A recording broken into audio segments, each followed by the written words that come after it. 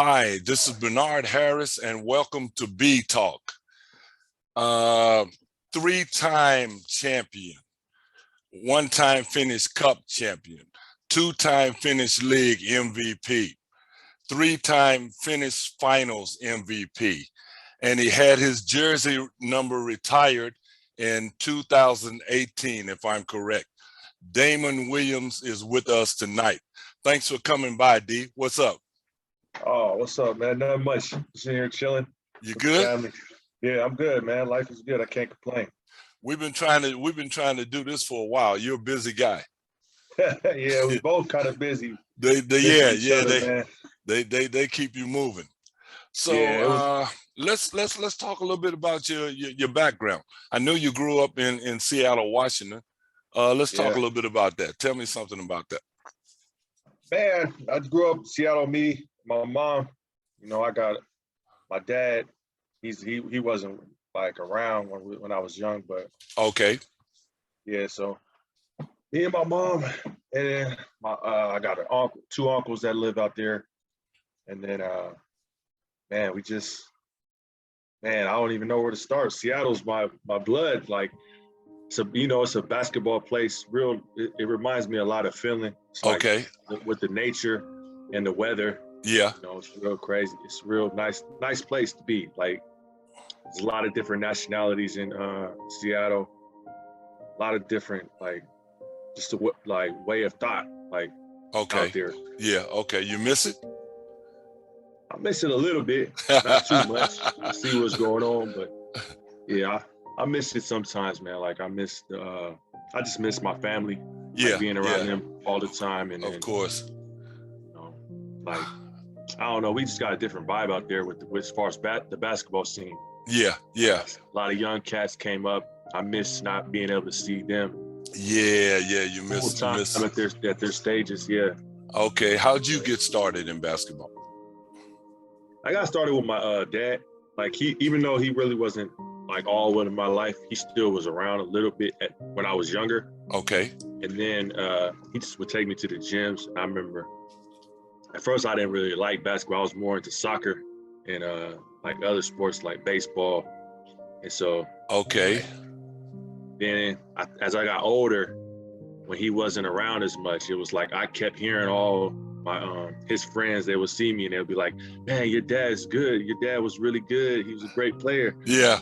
So I'm like, I'm thinking to myself, all right, well, I'm playing these other sports and I'm so in other sports. I ain't no like outstanding athlete. Okay. But I ain't the worst athlete either. So yeah. So everybody telling me how great he was in basketball. So then I just started like, give that a try even more. So, how old were you when you started?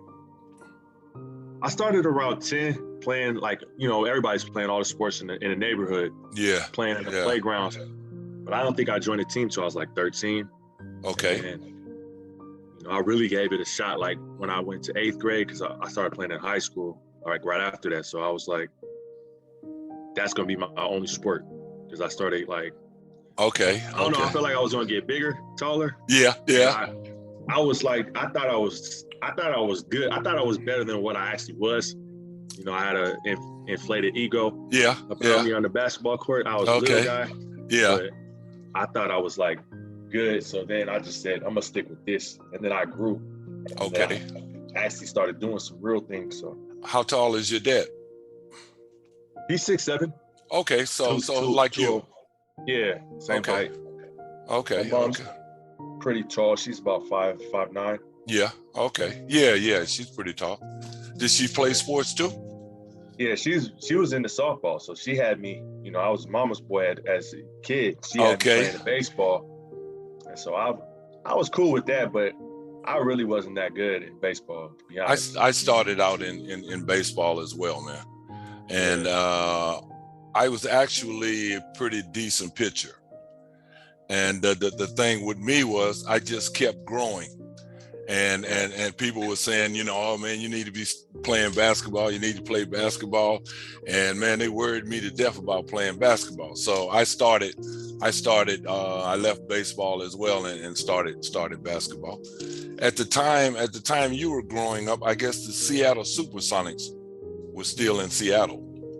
Yeah, they were still there. Sonics. Okay. Who was your favorite player? Back then, when I was growing up, I wasn't really into hoop. I was more a Laker guy. Like I like Magic. Yeah. But I rooted for Seattle. Like I was cool with Dale Ellis, Xavier McDaniel, Chambers. I'm always a hometown guy.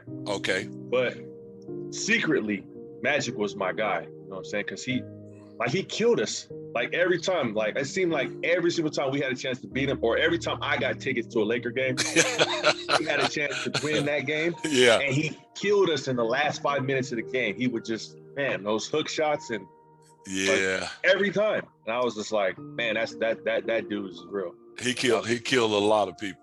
He made a lot of people sick, man. But Dale Ellis could shoot that ball. He could shoot that ball, man. And it was kind of sad when the team left Seattle.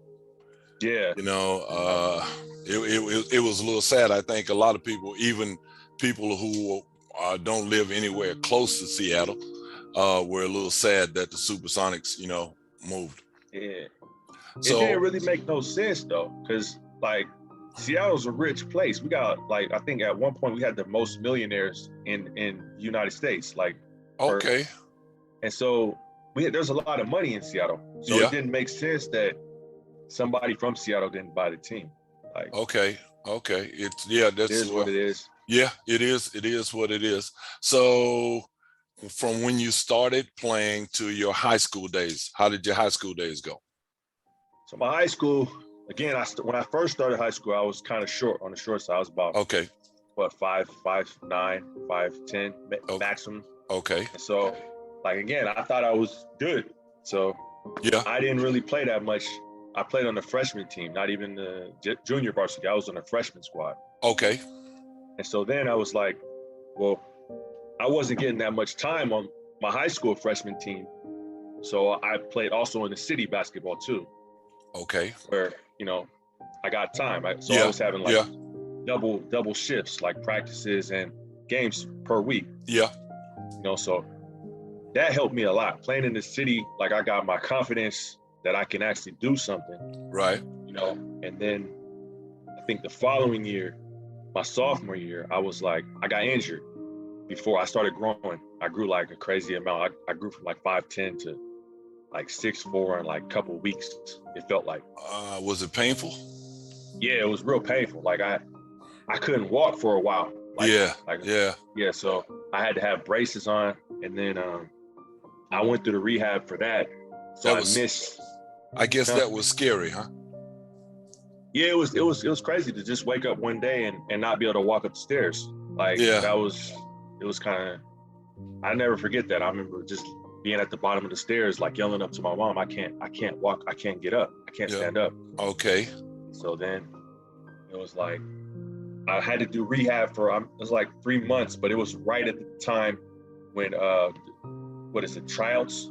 Yeah. For varsity. Well, I had no chance to make varsity, but junior varsity and stuff like that. So it was cool though for me, because it was like, I don't even know if I would have made the team that year. So taking that year off and like kind of focusing on me. Okay. And like my own development. Yeah. It helped a lot. Like I remember that year I was able to do my rehab, and I got stronger because I was doing the rehab. And then when I started being able to play basketball again, I just remember going to the like gym park. Yeah. And so it was like, I just felt stronger and I felt more confident because you're just doing you. Yeah. You know what I'm saying? Yeah. At that point. So at what point did you feel, and also the coaches feel, that, Damon Williams is a good player now? Right. So that year was my sophomore year. So after that season, they have like spring workouts and spring league. Okay. Spring league. And so I played like with guys my age and people I was like playing on the playground with all the time in the spring league. And then during that spring league, I played, my mom, she was like, somehow our coach didn't want to coach our team. So my mom stepped in and she was like an assistant coach for that team. Really? So I had the super green light right then in that tournament. So I was able to translate what I was working on in the playground to actual games. Okay. And so in that league, it was maybe 15 games or so. And I was playing like really, really well while I was still growing and getting stronger. And so then after that, I was able to, we had varsity tryout, like JV varsity, like open gym type of thing. And I remember going there with ultra confidence. Like I was like a lot of confidence. And then that's when they really started to like look at me as an actual player. Okay. Okay. So from high school, you went to Colorado State. Am I correct? No, so from high school, I went to junior college. Okay. Okay. Yeah, Edmonds for 2 years. Okay. And then to Colorado State. How was junior college? Junior college was it was cool for me. It was like looking back on it, it was the extra year helped me still develop more. I thought I was ready to go maybe to a Division I after 1 year of school. Yeah. But I ultimately didn't because of the team success we had the first year. Okay. It convinced me to come back the second year. Yeah, okay. Okay. But it was just a different time back then where people weren't thinking about maximizing where they can be at that point. Yeah. Well, they thinking about it now. Yeah. That's a good thing. Yeah, it is. And then to Colorado State. Right. So yeah. Okay, 2 years there. 2 years there. Did you enjoy your time there? Yeah. Again, Pueblo to me was like, it's like a little bit like Seattle. It's not as green. Okay. But just the weather, like it was a dry cold there, but it was cool. It's like a little, maybe like 45 minutes south of Colorado Springs, about an hour to maybe 2 hours away from Denver. Okay. So you got a lot of cool. snow. I guess. Yeah, it snowed like one time. It was a blizzard out there, but it wasn't too bad. Like with the weather, I remember it was windy a lot out there. Okay. So, but it was cool. Like the people I met were really nice people, and I'm still friends with them today. And it was just a really cool place. Like, okay, I was able to, like, it's nothing out there but basketball. So yeah. So again, you can focus. Yeah, and okay, so from Colorado State, what was your next move? So from Colorado State, my next move was Dakota Wizards. Okay, that's a semi-pro league. Yeah, semi-pro league. Okay. IBL or something like that. I think it might be the IBL or something. Yeah, back then it was called the IBL, but now they're a G League team. Okay. They're still, their franchise is now a G League team. So. Okay. But that was cool as well. Like I met this one guy, I don't know if you know his name, Dave Yeager. He was the assistant coach when I was there. He coached the Memphis Grizzlies. Yeah, I know who you mean. Yeah. Right. But it was cool to have met him at that stage in his life, and then to see him go to the NBA. Yeah. Do you keep in touch with him? Career. You talk to him? You keep in touch with him now? No, I don't keep in touch with him, but he was the reason why I ended up in Dakota. Like yeah, it's I guess he had a good eye for talent. He contacted my agent and then got me out. I went out there on a tryout, and I ultimately fought through the tryout. All the guys that came for the tryout made the team. But then the coach was like, he wanted his own guys, and I was cool with that. I really needed to go home anyways. Be out there sitting on the bench was not. Yeah, that's tough. And at that point, you were 6'7" already? Yeah, at that point, it was the year before I came to Finland. So it was, I think by me being there, in that league, it helped me understand. There was a lot of guys in that league that were still trying to get to the NBA. Okay. That experience for me set it in stone that, I need to play in Europe. I need to play overseas because my what is it? How do you say that? Me being on the team Yeah. can't depend on someone else. It has to depend on me. Yeah. And when you play in Europe, if you go out and you play well, you'll be on a team. Exactly. And there was like, you might get cut just because somebody from another league. Yeah. Who cut you just off know, of and politics. yeah. Right. Yes, Yeah. a lot of politics Right. in that type of stuff. So from Dakota, you came to Finland, 2001. Yeah. So from Or Dakota, 2000. I went from Dakota. I got released in December, like right before Christmas. I went Okay. home. I worked for a couple months. Okay. Then I came to Finland the following year. Okay. And that's where we met, man. Yeah, I was coaching in Salo at the time, and you guys knocked. You guys. Salo my first year or Karkula? I was in Salo. Oh, okay. Yeah. You guys knocked. You and Daryl Waters knocked us out. That was my second. Was that your second year?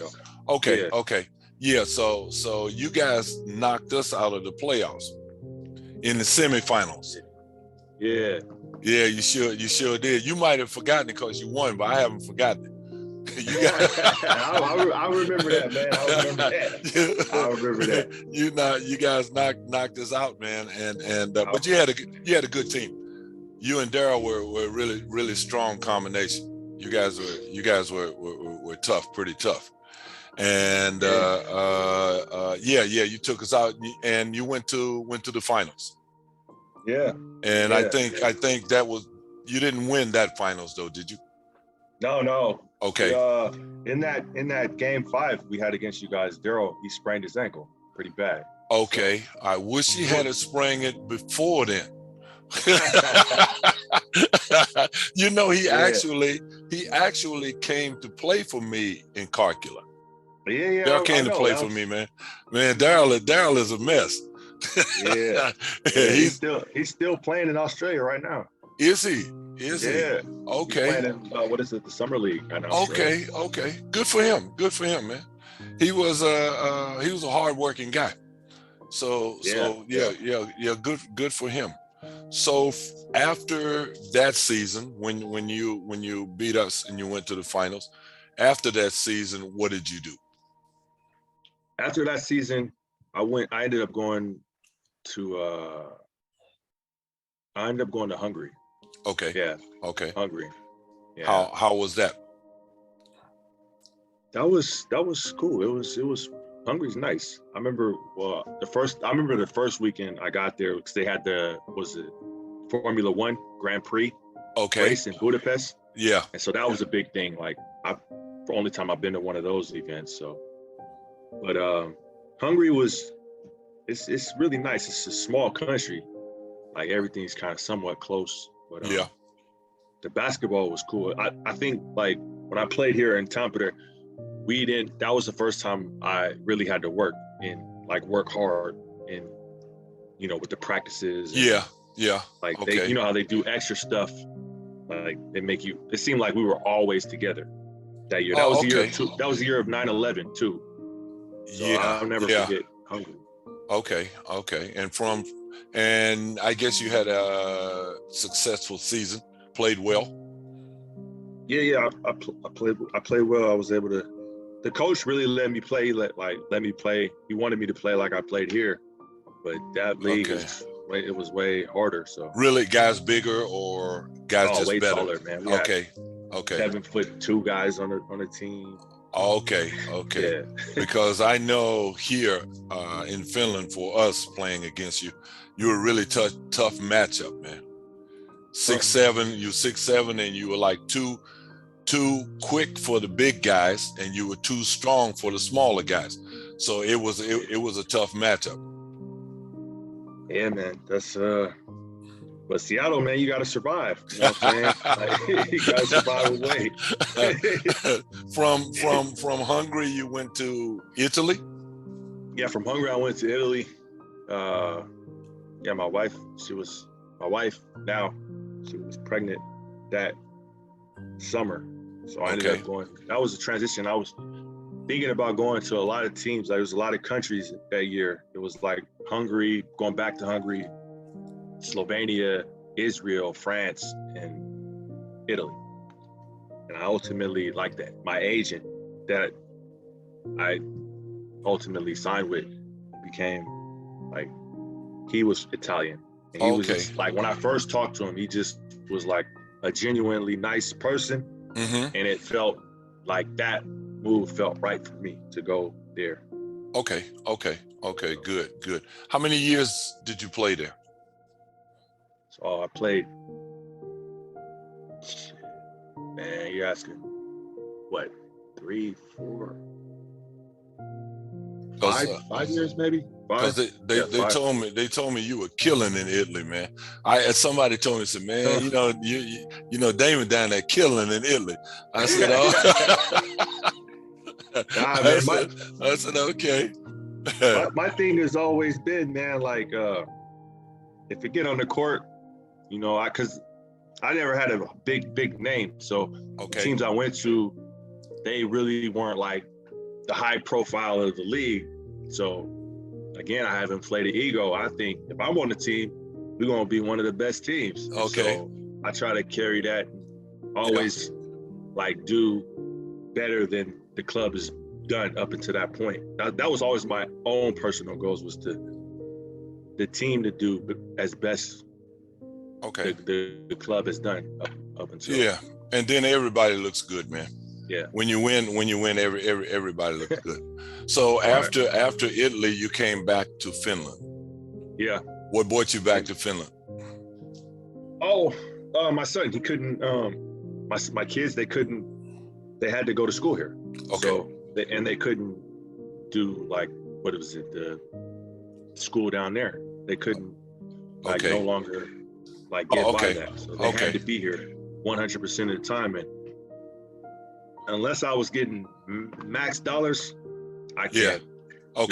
Yeah. 6 months away from them. Okay, I get that. I get flying that. down every other month. Like, that's not me. And when you got back to Finland, all hell broke loose. All hell broke loose, man. They like, damn, Damon back. I know. Yeah, that's crazy. It was. I came back. It was a big adjustment, though. It was really like, you think like the league, understanding the league, like it was harder. It was just a different type of challenge, like on the court. Okay. Like, yeah. Okay. Building, like, a lot of my teammates, my first year, a lot of my teammates were really young and inexperienced. And so they were pretty much relying on three players. And it was like, okay. Back then I didn't know much. Yeah. So I'm thinking, okay, we good, we fine. But really, you can't win like that. You need everybody to contribute. Yes, you do. Everybody to be on the same page. Yes, you really want to try to win in this league. Yeah, everybody has to be all in, man. Yeah, all in. And so when you got back, you would have to be, when it comes to basketball, you would have to be Mr. Tampere. You would have to be Mr. You would have to be Mr. Tampere, man. Nobody else has done what you've done. Nobody else has done what you've done. Like I mentioned, three championships. Nobody else has done that, man. You 2-time Finnish League MVP, 3-time Finals MVP. Jersey retired. You had at 6'7", I think you've gotten over 3,000 rebounds. That's a lot. That's a lot. You put in a lot of work, man. You put in a lot of work, and I think that the town and the club really appreciate Damon Williams. I don't live there. I don't know, but when you talk basketball, your name has to come up. You just can't get around that. Yeah, I mean, they've always treated me like family. Okay. For the most part, they've always treated me like family. It's just been, to me, it never seemed like work. I was a player who really enjoyed playing the game. Okay. And I didn't believe in days off. Like, if there was a game being played on Monday, Tuesday, I'm going to be at both of them games, you know, or it could be Delphin basket, it could be whatever. I'm going to be at, if I feel like I was a basketball player that was going to play basketball. Yeah. Like there was not going to be a time where I could physically play and I wouldn't play. That's because you were still having fun. You were still having fun. Yeah, you know, exactly. you're still having fun with the game. So as long as you can have fun, you can play. And you played till you were what, 45? Shit, I don't even. Man. Because you and I used to go back and forth. I used to ask you, man, are you gonna catch my record? Are you gonna break my record? So you had to be around. You had to be close to 45. I stopped playing in 16. We went to the final. That was my last year here in Tampere. Okay. 17, I played in Lapua 1 year. Yeah. Great year, great city. I love the people in Lapua. Okay. And then I played 1 more year in Division A here. Okay. I just played. So I was done in 18. So okay. 3 years ago. So I was 3 years ago. 44. Okay. 45. I was close.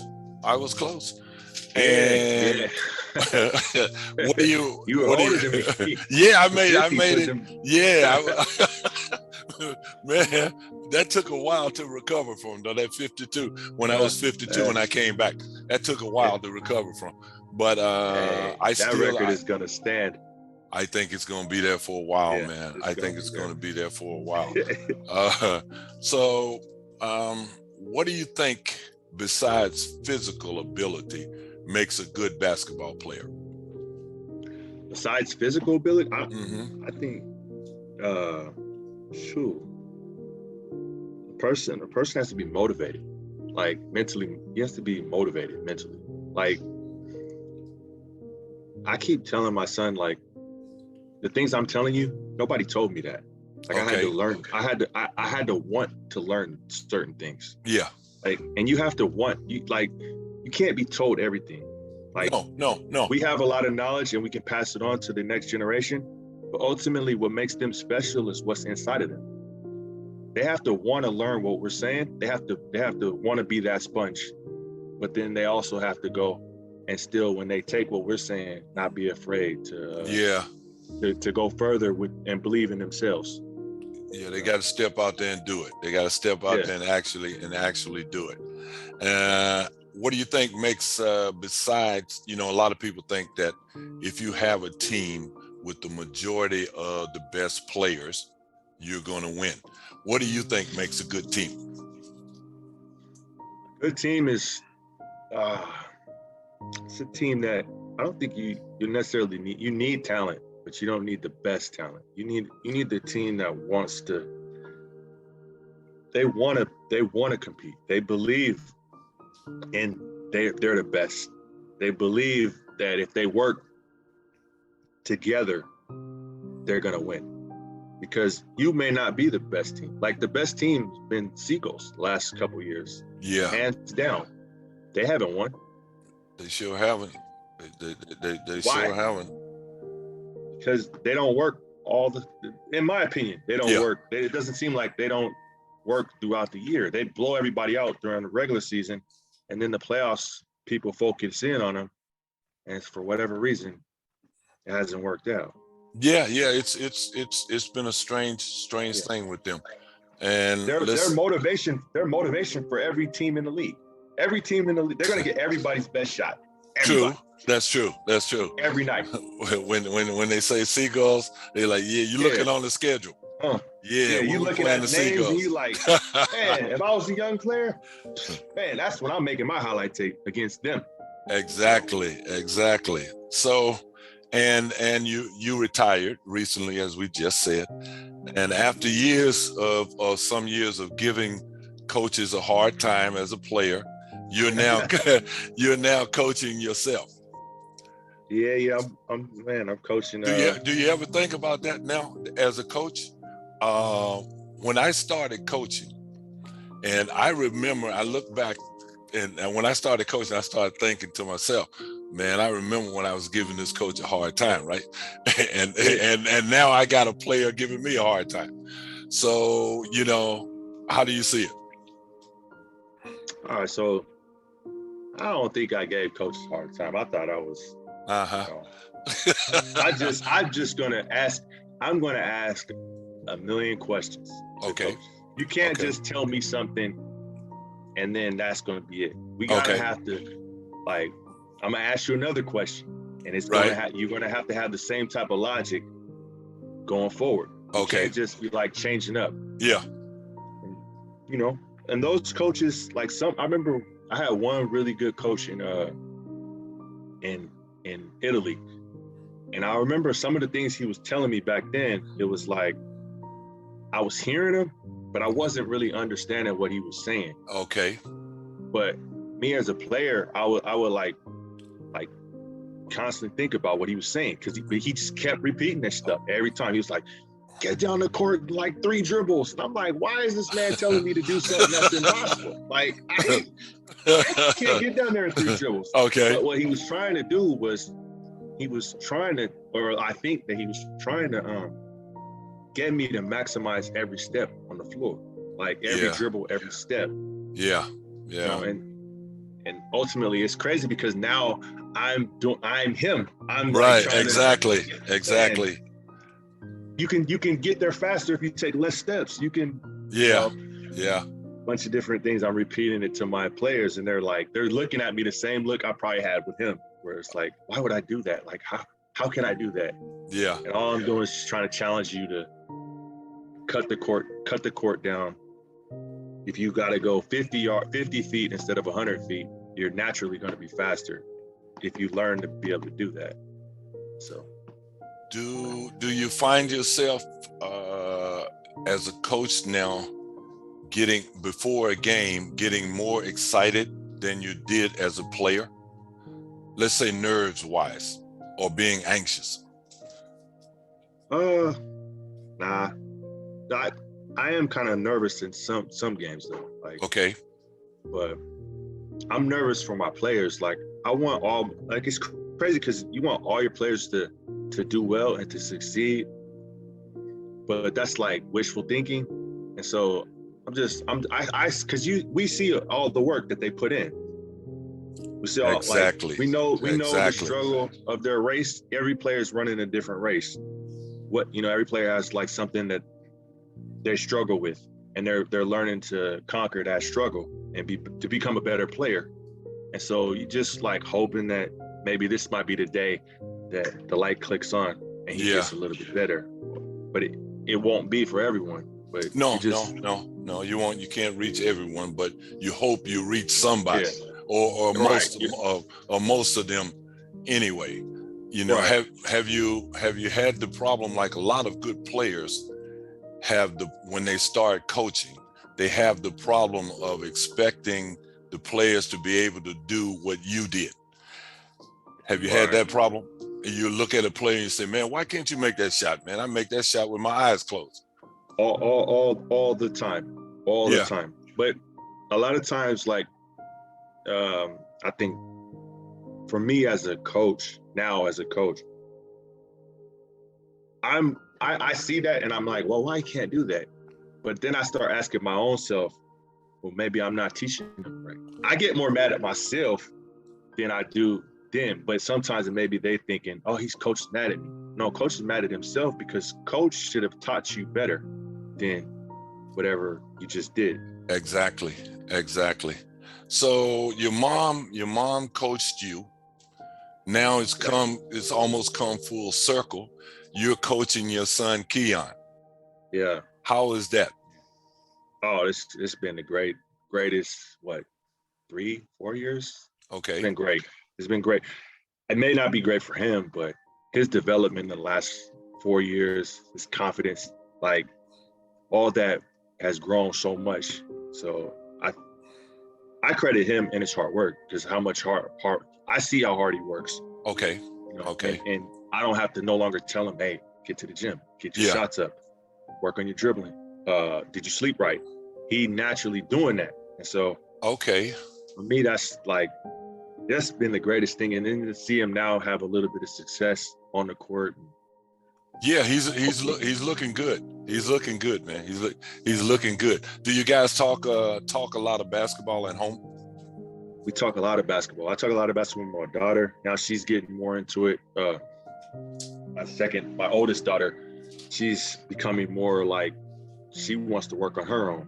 So now Okay. she just played her first course league game on Saturday as well.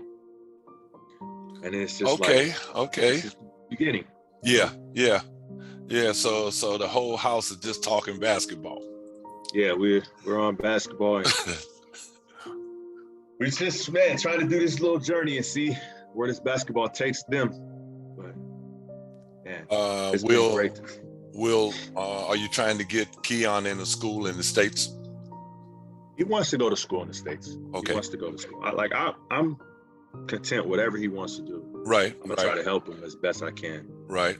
So, if that's the school, we're gonna try to see what schools are interested. Okay. If he finds one he likes, then that's what he's gonna do. But it's gonna be his choice. But I'm gonna back him regardless. Oh yeah, you got to. You got no choice. You got no choice on that deal. Yeah, I'm along for the ride. Yeah, exactly.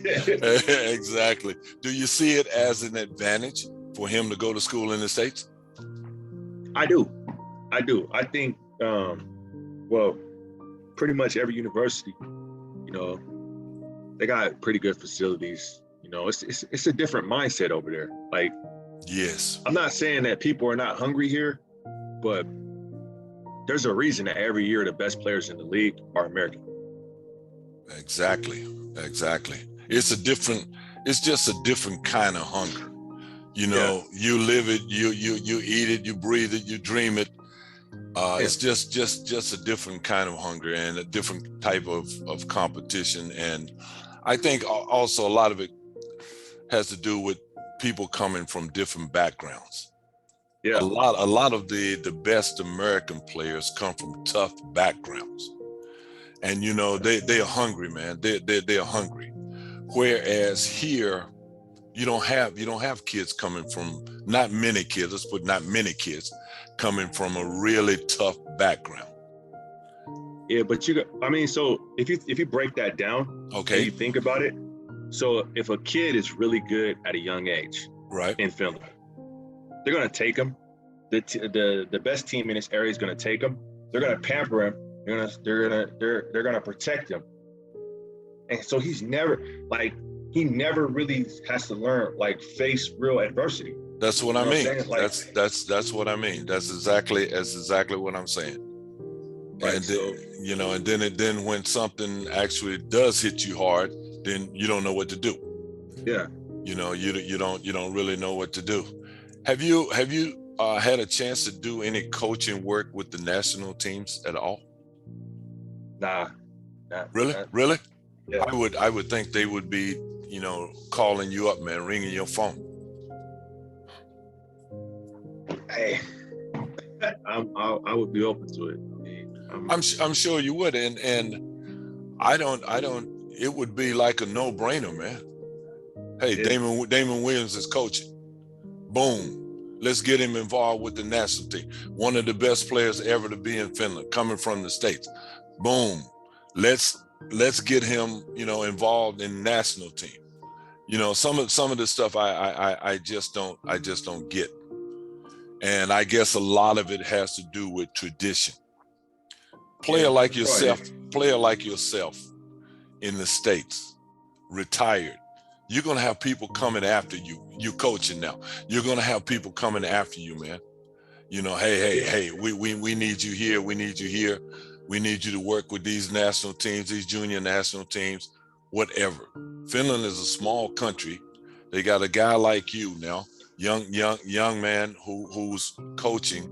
You would think that would be their first thought, but it is what it is. Yeah, but a lot of stuff here slips through the cracks, so it's not. I don't really take it like personal or anything like that. It's just. No, you can't. I'm kind of a different type of player than the cats that came through here too. When I came to Tampa there, nobody really thought much of our team when I first came here, and so it's just a weird situation. It's just weird. You know what I mean?